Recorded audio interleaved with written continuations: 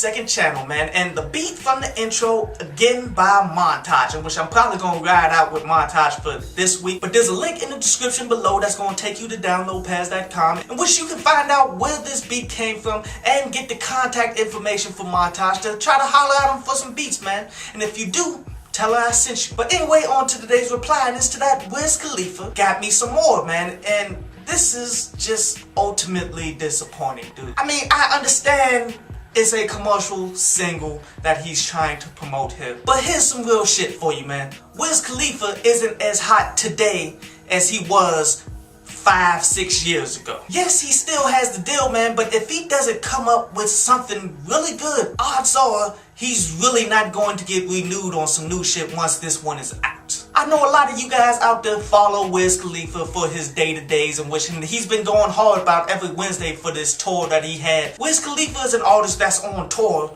all the fucking time, therefore making it pretty damn difficult to record some shit and actually make the best music that you possibly can. But here's what people in the music industry does. Like, a lot of people think that rappers only write their own shit.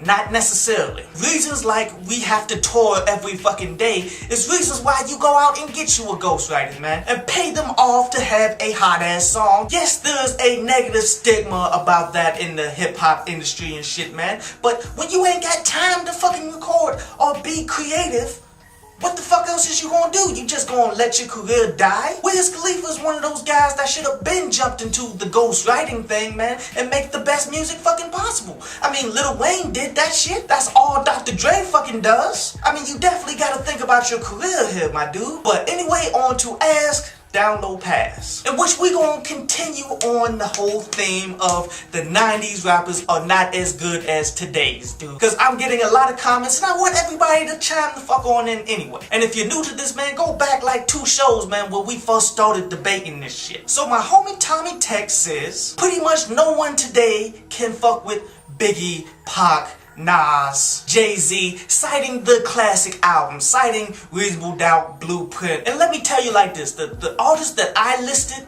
they didn't have a chance to put out their classic material yet, man. We talking 2010, 2013 for the most part. When you start bringing in classic bodies of work, man, you really gotta wait until 2020 to go back and look at that shit. But what we can do is we can look at the 2000s in comparison to the 90s, in which the same rule stands, my dude. 2000s were better than the fucking 90s. But what happened in the 2000s? It was fucking Eminem. It was Marshall Mathers, Eminem show. That will wipe the floor with most of the 90s classics, dude. Like, Jay-Z got ate up by Eminem on one of his classic albums. But let's go even beyond that, man. Let's look at Lupe Fiasco. Came out in 2000s, around 2006-ish. You can directly compare him to Nas, which that Food and Liquor was a fucking beast. In which I would compare that to Stillmatic, in which Stillmatic was my favorite album from Nas. I mean, you wanna go grimy New York and such, man? We talking 2000s, then if we just going albums, you gotta name Get Rich or Die Trying.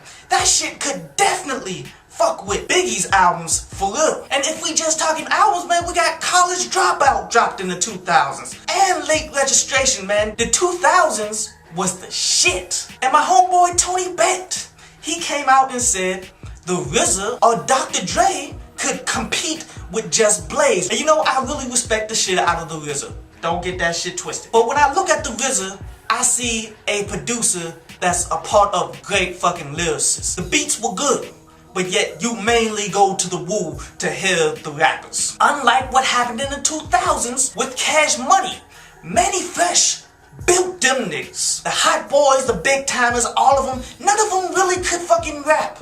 But what Manny Fresh did production-wise made them fucking viable. Now let me tell you why Dre isn't in this conversation. First of all, he doesn't produce beats. Really, he hasn't made a fucking beat since the 90s. In which back in the 90s, what was his fucking beats?